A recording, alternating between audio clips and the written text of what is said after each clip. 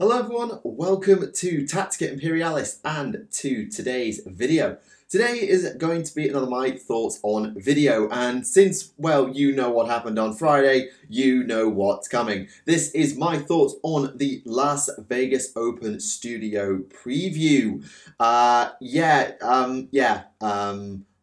Hype train.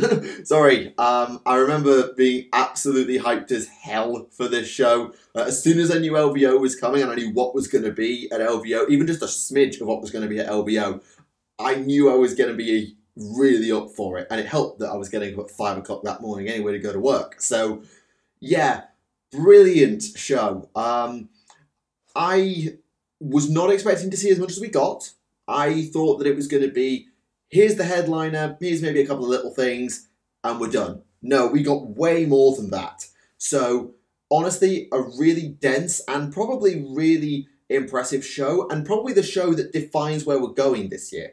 The New Year's Open Day is really nice. As a start of the year, here's some stuff, and here's a sort of a very loose route map of the next couple of months, and we're going to be done with that. This sets out the stall for where we're going.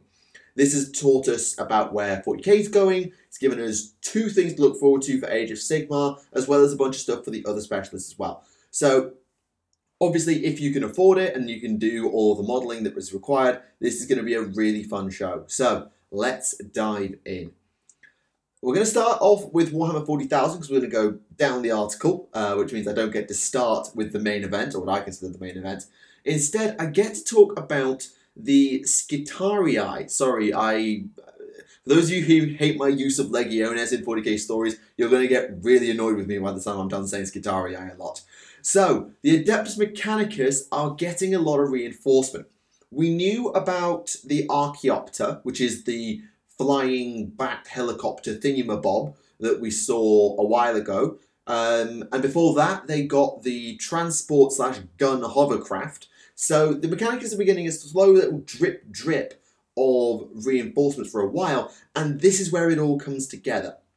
So first off, we have the Cerberus Sulphur Hounds, and then underneath we have the Cerberus Raiders, obviously a pun on Cerberus, I assume.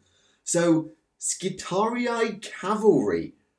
Oh yeah, this is something I didn't know I really wanted until I saw it. Now I really, really think this is cool. So we'll start with these guys, which I assume are the Sulphur Hounds. These guys are really, really clever designs. So you've got mechanical cavalry, obviously mechanical steeds, which is great, but the noses, the muzzles of the horses are actually flamers, and unless you knew that you were looking for it, you might not even have noticed that their muzzles were flamers. That's a really good design. It's really simple, and yet really, really intelligent. These guys have also, I think, got mostly vanguard in terms of the helms. They've got their rifles or pistols in some cases. These guys are really, really impressive. And whilst they're not the meme of the two, I think these are really, really cool. And they add a new dimension to Mechanicus, because Mechanicus are not generally that fast of an army. You've got the Dune Striders, which are the bipedal mini vehicle walker things that Skitarii have, and you've got the Dune Crawler as a vehicle. But other than that, the Mechanicus were never really that fast. But now with the transport, the flyer, and these cavalry, and the other units that we'll get to, they're actually a lot faster, or have the option to be a lot faster. These guys, I think, are the Cerberus Raiders, and these guys have been the source of many, many memes. Because they are 40k cowboys and also steampunk and whatever else. They're a really, really, really cool design. Again, I wouldn't have told you I wanted this until I got it, but it's really, really cool, and I very, very much approve. Obviously, these guys are based on Skitarii Rangers, with these sort of backpacks being a bit more about going off the grid, long range and communications arrays, the hoods to protect them from the elements. Granted, they don't really need it, they're half machine, but you know what I mean. They are very, very cool. And the one on the left in particular has I don't know why, it has a really Star Warsy vibe to me. That might just be me. But they're really, really cool as a design, and yeah, I really like them. My only worry, I suspect, is going to be that middle steed, because it's balanced on one leg and it's the back leg. Now, GW put cavalry out like this before. Some of my elven cavalry is based like that, where it's only got one leg on the ground and it's the back, or sorry, the hind leg, and there's only one of them. They are a little bit annoying to put on a base, and they're not a disaster. There's certainly no, on the scale of a Kellian cavalry, levels of disaster to put on a base. But handle with care is all I'd say for the ones that are on one leg. Handle with care. We also got the Taraxii.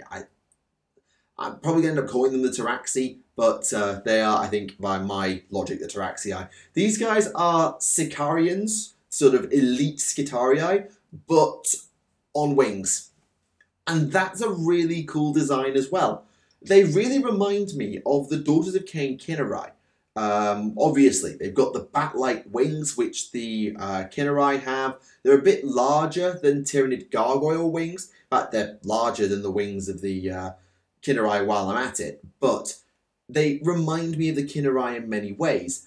And I think that whilst they might not have the greatest gameplay impact, the fact that the mechanics now have drop troops, fast infantry, shock troops, mostly seem to have a mixed focus, so that like top one's got a flamer, there is a sword in there, so they could probably fulfill multiple roles. I think that's really useful for the Mechanicus again. It really expands the ideas that the Mechanicus have got, and this is for someone who doesn't know 30k Mechanicum very well. I don't know much about the 30k Mechanicum in terms of what models it has / had, so this to me is obviously new, but probably is also very old. So that's just me interpreting it. And the only critique I have, again, is the bases.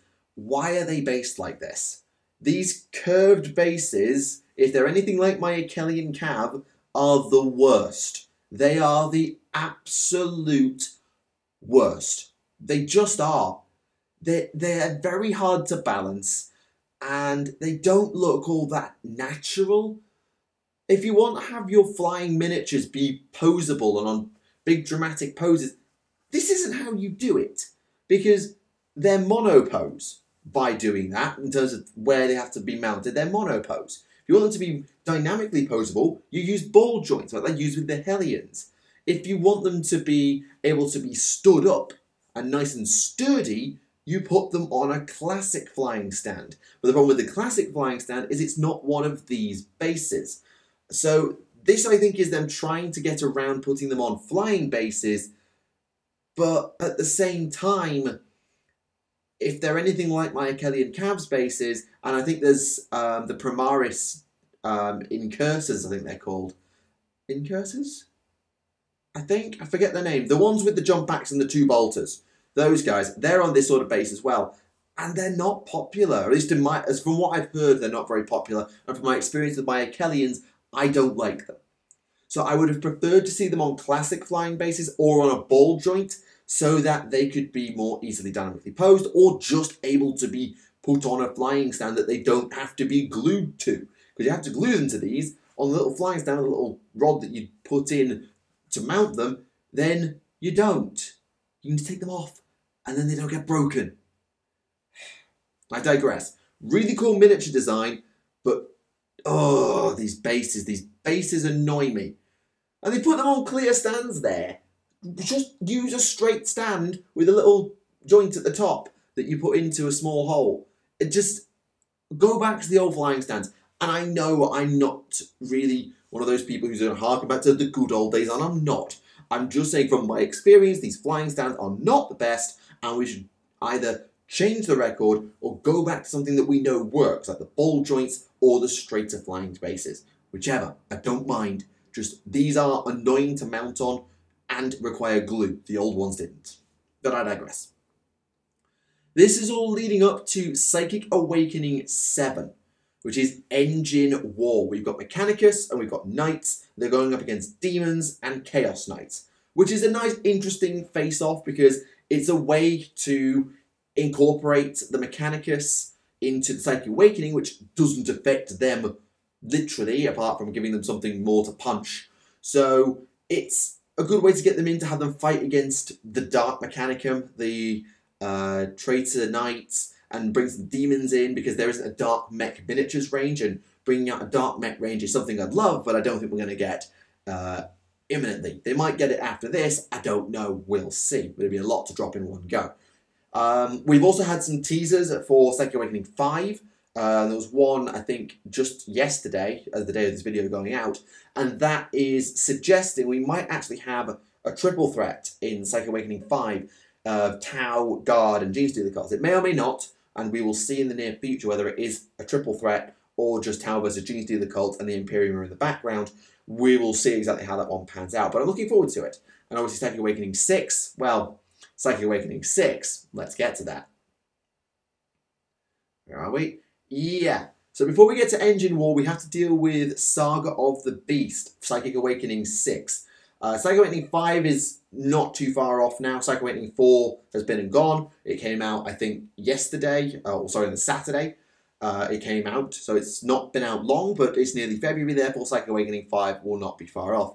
Psychic Awakening 6 is in March, and we get the return of the galaxy's most notorious greenskins. The ultimate warlord, Macquarie the Grot.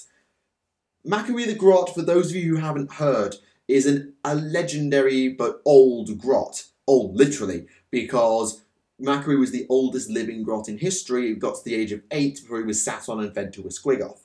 However, his lore was updated around 6th edition to be that he was Ghazghkul's personal banner waver, the Lucky Stick, a very useful relic for the Orcs in 6th and 7th edition, was built out of Macquarie's banner. So Macquarie has been around a certain Ghazghkul Thraka for a while, and whilst this ultimately reveals Macquarie, it also shows off a lot of what is essentially Ghazghkul.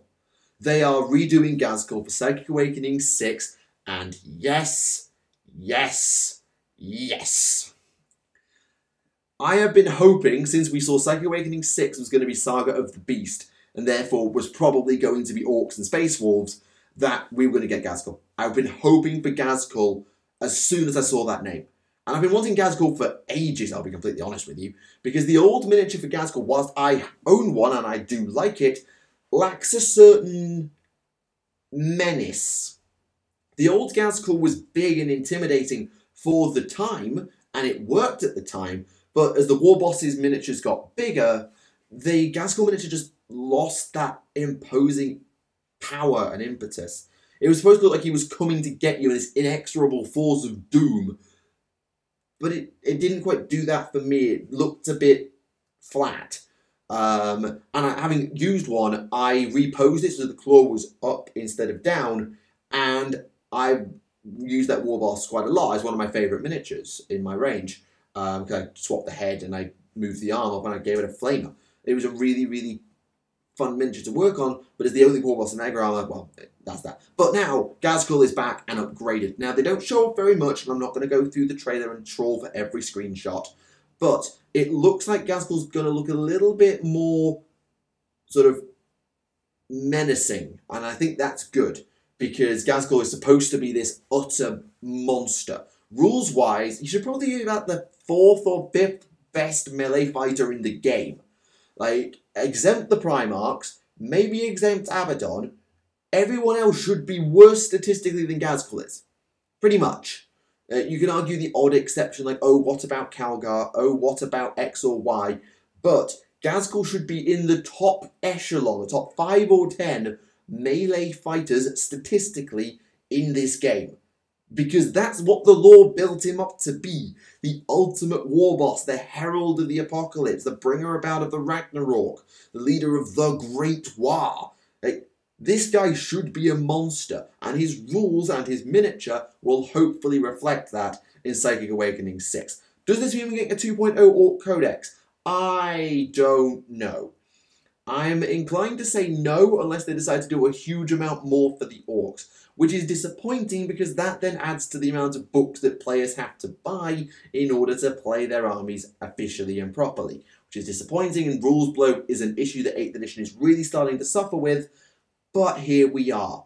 Hopefully, there is going to be a wave, maybe in 2021, now that Sigmar's kind of getting its house in order and 2.0ing every codex, every battle tome. Now 40k might get a chance to catch all its codices up and compile all the rules together in one place. All the FAQs are in there, they're updated, all the stat lines are sorted, all the points values are sorted, all the chapter approved bits are sorted, all the Psychic Awakening updates are sorted, all the extra chapter tactics are sorted, all the Vigilance bits are in there, and then they can put that out and say, here's the new codex, it has everything you need to play this army now. The only reason you would need more than one book is if you were taking allies, or you were borrowing extra missions from chapter approved. That should be it. Hopefully they do that, but I'm not holding my breath, which is disappointing. So yeah, Ghazghkull Psychic Awakening 6, can't comment on it much now because we haven't seen the miniature in full. Guarantee though, I'm probably going to love it and I'm probably going to buy it because I know me. Now, the main event. I've been going for 15 minutes on 40k and we've just got to the main event. This is going to be a long video. Oh boy, my voice is not going to thank me for this in the morning. Sigmar, Lumineth Realm Lords, Pointy Elves, Teclis' Elves, oh my goodness me, yes. So I knew these were coming. And, well, I didn't see the miniatures, but I knew these guys were coming at LVO, and this is why I was hyped. I thought this was going to be the big reveal, and everything else was going to be little updates, and we just got Pointy Elves. Obviously, we got more than that, with the Skitarii and the hints for Ghazghkull, and other stuff you'll see later in this video. But the Realm Lords, I thought, were just going to be, here's your main event, here's your big thing, take this, and we'll see you later. And we got that. We got the Realm Lords. So, these are the successors to the High Elves, and oh boy can you tell. So these are the Venari Aurilan Wardens. Bit long-winded, are we completely honest? So these are the replacements and the successors to High Elf Spearmen, and they look amazing. No word of a lie, they look amazing. I am completely biased as an elf player, as an ex-High Elf player. I am completely biased, but I love these miniatures. Genuinely, I love them. And I love them for several reasons. The first is just the aesthetic. The elves of AOS have all had an underrunning Greek theme. All the new elves, anyway, the old elves that haven't been updated, you can't say that. But all the new factions have had this Greek theme running through them. The Daughters of Cain, which you could argue are based on the warrior women's cult of Dionysus, the Menaids, I think. And they had their Gorgons, the Medusa, not Gorgon, Medusae, Harpies. A lot of Greek imagery, the temples and the architecture also had, I don't know, some maybe subtle Greek vibes, I don't know. But they felt a little bit Greek. The Idoneth really doubled down on this. The armour of the Idoneth Deepkin really felt Greek in design to me, like ancient Greece. And obviously, you can make the parody that they are Atlantis. They are the elves of Atlantis, which is obviously a slightly Greek myth. I'd need to double check my history for where the Atlantean myth comes from. But Atlantis, the elves of the sea, the warriors of the sea, yeah. I could really see this vibe with them, that they were going for an ancient Greek aesthetic with the elves.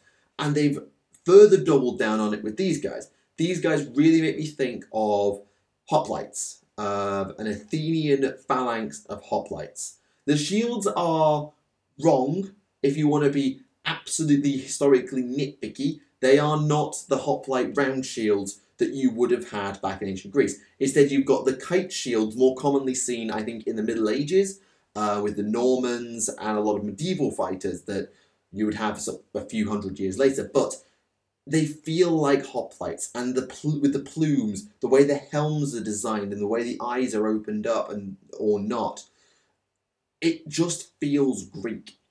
And I can't say any more than that. The aesthetic is brilliant for them, and it fits with the rest of the elves, which means that when we get Valyrian's elves, we could get the underworld, we could get Corinth, we could get Sparta. Who knows what we're going to get from Valyrian's elves when we get that far. Second is the uniqueness. Every single one of these 10 miniatures is different. Something that I can't say about every kit. I know the Witch Elves were from Fantasy, but they repeat every 5. These at least repeat every 10. That's a good thing. The colour scheme that they've gone for, whilst I will never be able to paint it, is really suitable for the elves of the realm of light. It's bright, it's vibrant, and it fits again with that high fantasy thing. And I just think they're brilliant. I just do. They're brilliant. Hopefully we'll get some archers to go along with these guys to complement the fact the high elves used to have archers. But yeah, these wardens are brilliant. I just think they're brilliant. And then they gave us these, the Vanari Dawn Riders. Silver helms, but better. Again, these remind me again of Greek cavalry. They've got, again, these slightly not round shields. They've got the slightly kitey shields, but they just scream Greek cavalry. At least they do to me. This might just be me. They look amazing. As an update on the silver helms, who had some of the blockiest horses I've ever had the pleasure or displeasure to work on, these are a fabulous update. The horses look great, the armour looks resplendent, and they've kind of got hints of the dragon princes with the sort of angular nature of the helms, just hints. Like the one on the back right, it reminds me of a dragon princess, or maybe that's just the angle. The banner looks great, it's got a dragon on it, so you can see the sort of hints with the dragon princes, and the shields kind of have the shape that the dragon prince shields used to have. They're just brilliant. They just are. And I know I'm biased. I know all that. But I love them. I just do. And I could easily see myself building an army based around just spearmen, cavalry, archers, done. It's a citizen militia of old. And the beauty of it is, whilst you might need to put them on squares, both of these units might rank up and work in fantasy. The spearmen, I'm not sure if they'll rank up, and they are lacking a command option. But they will hopefully rank up closely, or at least rank up on a movement tray, to work as high elf spearmen in Fantasy the Old World. Same with these guys as silver helms. They'll work just fine, and that's really good. But even with all that, they weren't the best miniatures we got today. Oh my no, this. What? Do I even need to explain this? Do I need to explain why this is amazing? So this is the Light of Eltharion. Eltharion being Eltharion the Grim, the old high elf hero who rode around on a griffin, had a bad experience with dark elves, and also was the scourge of Grom, the Paunch of Misty Mountain. Eltharion was a badass. He was a hard ass, but he was a badass. And I actually really liked Eltharion back when I played High Elves. I really liked Eltharion. I would have had a miniature of him, but it was ancient and rubbish. And I quite liked... It was mainly Kyrotrian and Eltharion were my sort of two preferred heroes, with a soft spot for Alethanar as well. But even taking that aside, the design on this miniature is incredible. So that armour is hollow. There's no flesh or anything connecting all those pieces of armour together. So how I think they put it together, you've got the left arm that's attached to the back cloak, the left foot is attached to the cloak and the base, the right foot seems to stand all on its own, I don't even know if it's attached to the armour, and the right arm is sort of clipped at the shoulder to join on to that shoulder plate. The pose is stunning. And, I mean, we've seen with Drazhar, they know how to do elves and elven-like things in power poses, and this is one of them. The helm is gorgeous, and I bet some painters who like their sort of source lighting and glow effects could really create something awesome with the idea of a spirit possessing this armor, which is what it looks like in the teaser trailer. We've got light flooding through all the connections. They could really do something incredible with this. I think this might be model of... I'm throwing it out there. This will be in the model of the year vote. This will be up there. It's such a clever innovation of miniature design, something they've never done before. It looks absolutely stunning regardless. And the things you can do when painting it, I would not be surprised to see this on Golden Demon stages or in the model of the year vote. I know it's only January, but, well, some of the stuff that was in last year's model of the year vote came out pretty early as well. Things like the Lord Discordant and Abaddon, both very early releases in the year. The Keeper of Secrets was in April, and it came in the top 10. This is going to be around watch this space. And then they gave us Teclis himself. And oh, right, we need to talk about this. I know I've been going for 10 minutes on these elves already, but we need to talk about this. Teclis. I know what they were trying to do, I think. Because Teclis is only small. He's an elf. He can't be that huge, and Alarielle gets around this problem by being stood on the back of a giant beetle demon, whatever that thing is. Teclis, they've decided to make him a bit more magical, have him floating on his own, as if he doesn't even need to care about riding around on a mount. So they've made him float. But they've done it by having his cloak sat on the wing of the Spirit of Hysh, which is what that demigryph chimera type creature is. And I don't know. When you see it side on, I believe he sticks out quite a ways ahead of the wings. He's not sort of floating above the wing. He's sort of out in front of the wing. And my concern is how, in the name of anything, are you going to transport that without snapping it? I can't even transport a dragon from one house to another in the car on the top of my model box without it snapping both legs. How in anything's name are you going to transport that? I just don't know. But how do you get around the problem? Maybe say, mount it on the Spirit of Hysh. Well, where'd you put it? You want to put it on the front of the base? Then Teclis isn't the main event of that base anymore. He's sort of a guy stood at the front with this big beastie behind him, which is going to look really badass, but take away from Teclis' power. I don't know how I would change it. And I'm not saying that this is a bad miniature.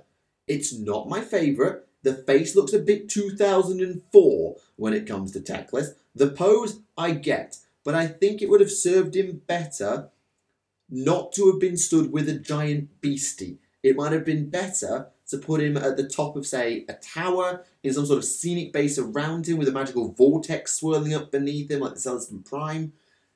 But that, I don't think, was quite how I envisioned Teclis. The Spirit of Hysh looked really cool. And I think as a standalone monster, that could have been a really cool, unique thing to have. Like an equivalent to having the Incarn, but bigger. Or the Celestin Prime, but not a hero. Or something to that order. A big, smashy monster to go alongside the elves' already prodigious roster of that, with like Morathi, the Leviathan, though the Leviathan kind of sucks. The Tree Lord's big, smashy monster, maybe make it a unique that's a bit more on Morathi's level. But I don't know if putting Teclis on top was the right choice, and certainly I don't know if I'd have put him on like that.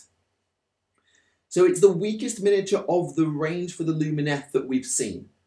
But that's partly because the Lumineth range is absolutely mind-blowingly brilliant, in my personal opinion.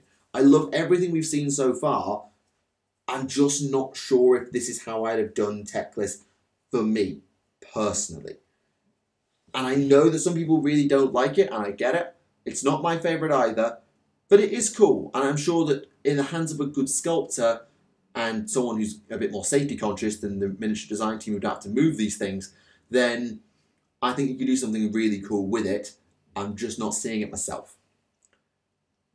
So the Lumineth will be getting more revealed soon, i.e. when they're about to come out. We're not sure when that will be. My guess is with Wrath of the Everchosen being on pre-order next week, that we'll see them probably April. Let February and March do their Psychic Awakenings. Let Gazgor have his day in the sun. So Psychic Awakening 5 comes out in mid-Feb. And then we'll probably get the next thing I'm going to talk about, sort of in the February-March transition. Then we'll get Psychic Awakening 6. Then we'll get the Lumineth. They'll take about a 3-week block. And then maybe we'll get Psychic Awakening 7. That's sort of my thought. So the other thing I've got to talk about, which I've just mentioned there, is Seraphon. Seraphon are the oldest battle tome in the game. And they are also, I think, the only battle tome written without AOS 2 in mind. Because Maggotkin of Nurgle, Legions of Nagash, Idoneth Deepkin, Daughters of Cain were all written knowing that AOS 2 was just around the corner. Seraphon weren't. They were written right at the start of AOS 1, and they've languished a little bit as a result. So they're getting an update, which I think is the right thing for them to do. Update the battle tome, give them some of the spells, give them a terrain piece, maybe give them a new miniature, but we will see. Well, they have given them a terrain piece, and it looks amazing. So they've given us this Ziggurat portal, doom laser, whatever that thing is. It looks really cool. It doubles down on the sort of Aztec theme that the Lizardmen, of course, are famous for, and the Ziggurat cities they used to have in Lustria. It's really, really cool. I approve wholeheartedly of that. What else they'll get, we don't know.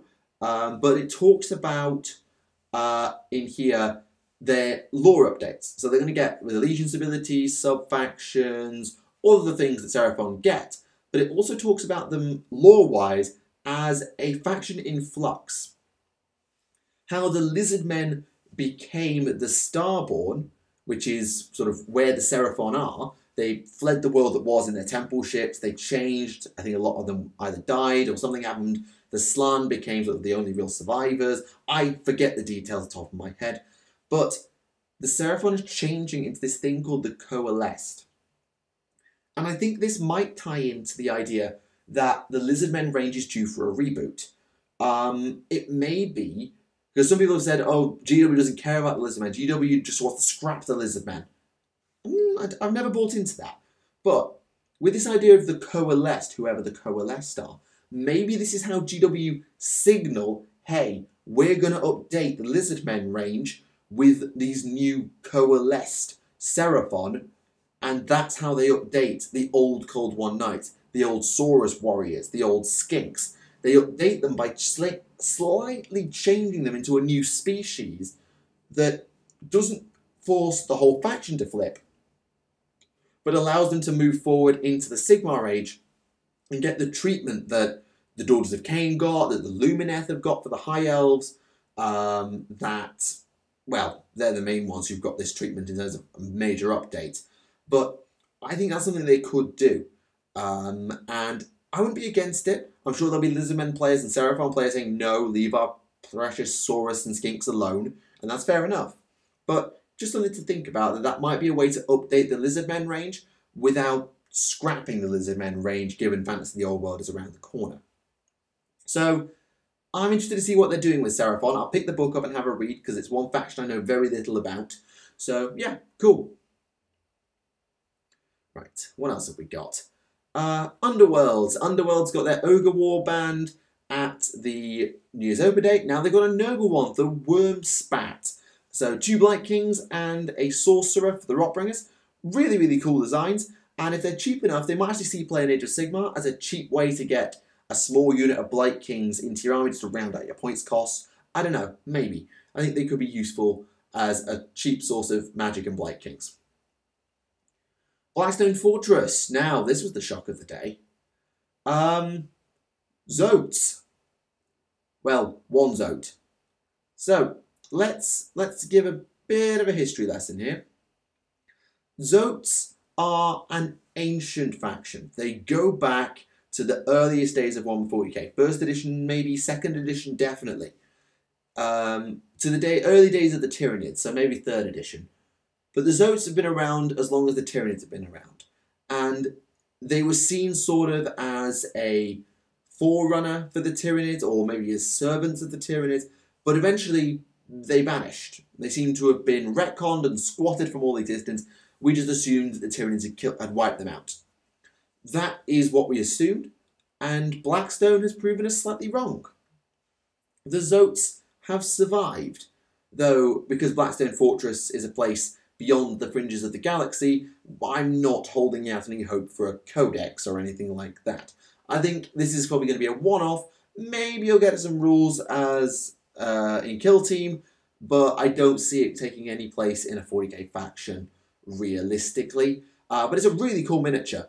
It takes cues from all sorts of places. I don't know the Zote miniatures from old very well, but it's a really cool design. with this sort of gas mask type thing, the big plate armor. The gun looks ridiculous and old school, and I'm kind of here for it. Like, the magazine looks like a first edition bolter, and it looks really cool, and I like it. It's a really cool miniature design. Now, I'm not as attached to the past as some of the older players, because I only got into the hobby around 5th edition, but it's a really cool piece of history, and it opens the door for more of these things to return. We've seen a Man of Iron return for Blackstone. We've seen a Squat in Necromunda, a Beastman in Necromunda, a Zote in Blackstone. What's next? What else are they going to bring back from the past and return in these specialist games where they won't impact the wider story of 40k and get involved on the galactic scale, but they still exist, and it's a really good way to keep them alive and return them to a place of relevance, I guess. Forge World is also having a drastic redesign in terms of its Forge World 40k indices, i.e. they're being scrapped. The indexes that came out at the start of 8th edition to either use your Forge World models in 8th edition, they are going. The 40k rules team is rewriting them.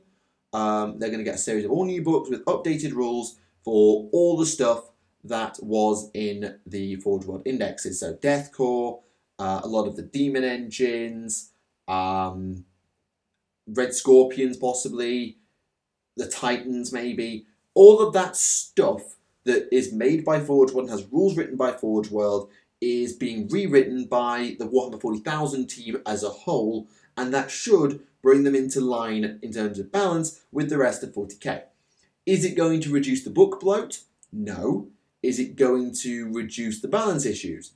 Hopefully, because some of the Forge World stuff is a little bit bonkers and some of it is a little bit useless. So, hopefully, this is a nice update that just brings things back into line. I'm certainly not opposed to it, and it will make Forge World a bit more accessible to know it's being put out by the 40k team, which means it will probably find a way to Warhammer store shelves.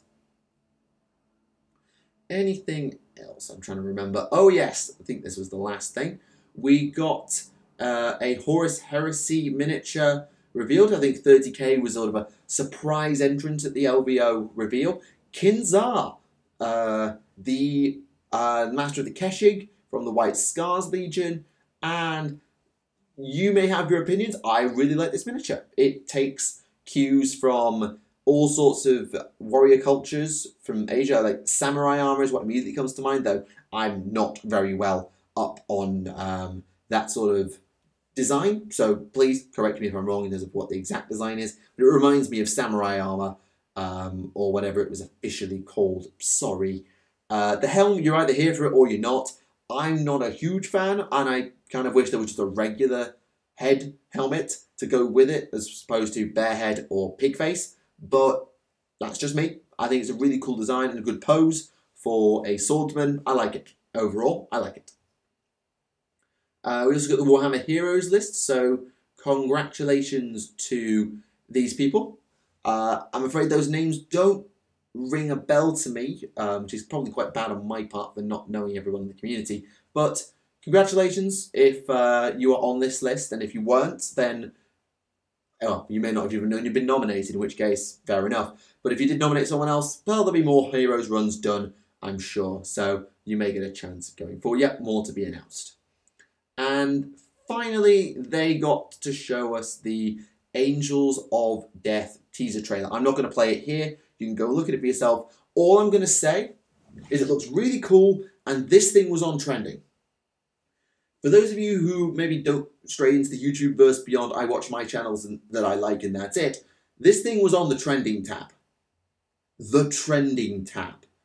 That meant that it was exceptionally well viewed, exceptionally popular and promoted by YouTube.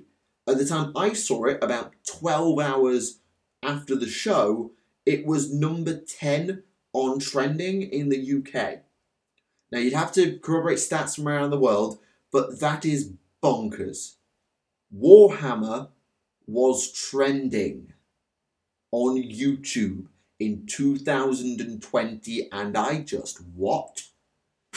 That's really cool. It puts it, for those people who religiously check the trending tab to see what's hot right now, Warhammer was there. That might just open up the market to more people who just didn't know it existed. I think that's really, really cool. The fact that they got there shows A, how popular this is. It shows how successful the team behind Hell's Reach that are now making this are. Shows how much the hype is there for it, and it looks like it's going to live up to that hype. It looks really, really good.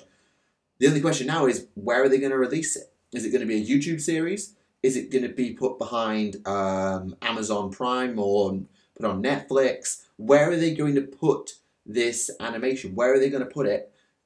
That's the only thing I don't know now, and I want to know where it's going to live. Because if they put it behind a paywall, people will buy it. If they don't, then it will open up 40k to a huge mainstream. Granted, it'll be pirated and put on YouTube anyway, because that's just the way the world works, frustratingly.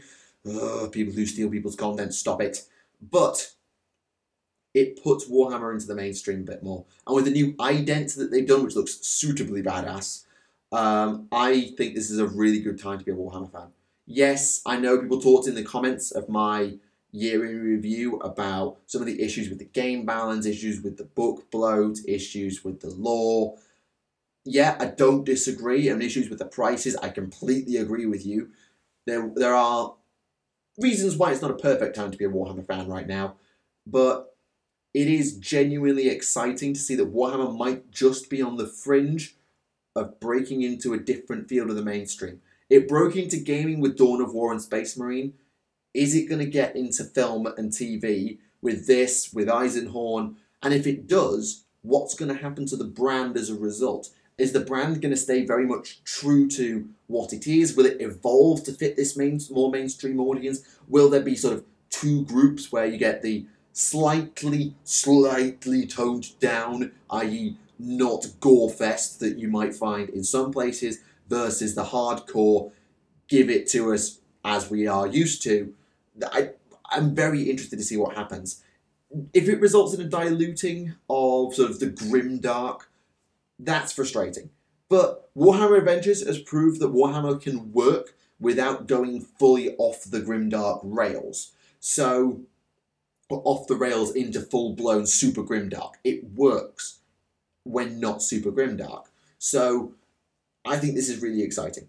And I can't wait to see what happens and when it comes and where it's going to go and what it's going to mean for Warhammer going forward. And I think, is that everything? Here's some screenshots. Yeah, that's everything. Whew, my voice hurts. I've been talking for 40 minutes and my voice hurts. But that has been LVO 2020. What a show! There has been something there for almost everybody. You like new shiny things? Have the most amazing looking elves you've ever seen. And I know I said very similar things about the Idoneth. And I do love my Idoneth.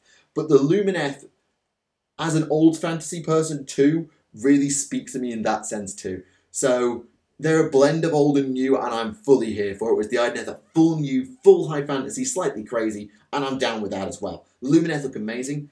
If you're a more 40k person who likes the new stuff, hey, have some more Psychic Awakening, have a Gazkul update, have some brand new Mechanicus units, and if you like the 30k Mechanicum, you might be saying, I understood that reference. If you're a really old school 40k person, you just got a Zote. And you also got the return of Gazgul in New Miniature, obviously one of the most iconic characters in all of 40k's history. There is a lot to unpack here. I've spent 40 minutes talking about it, and I could probably have kept going for another half an hour. I could have been predicting the roster for the Lumineth. I could have been talking about all the potential implications for the Seraphon. I might have been predicting future Psychic Awakenings. I could have been... There's so many things I could have talked about that I didn't because I'm trying to save my voice to go to work tomorrow and teach. So, what a show. Is it got everything for everyone? No. Has it got something for everyone? Almost. Has it got everything for someone? Almost. Yeah, that was almost a perfect show for me. So, thank you very much for watching. Let me know what you think of LVO 2020 in the comments down below, or let's hear what you have to say. What was your high point? Is there anything you think was a bit of a low point? What do you think of the Lumineth? What do you think of the new Mechanicus? What do you think of Zotes returning? What would you like to see now for the rest of the year? We've got a bit more of a roadmap of where we're going. Let me know. Always like to see what you have to say. For now, thank you very much for watching Tactica Imperialis. This has been my thoughts on the Las Vegas Open Preview 2020. See you all again. Bye for now.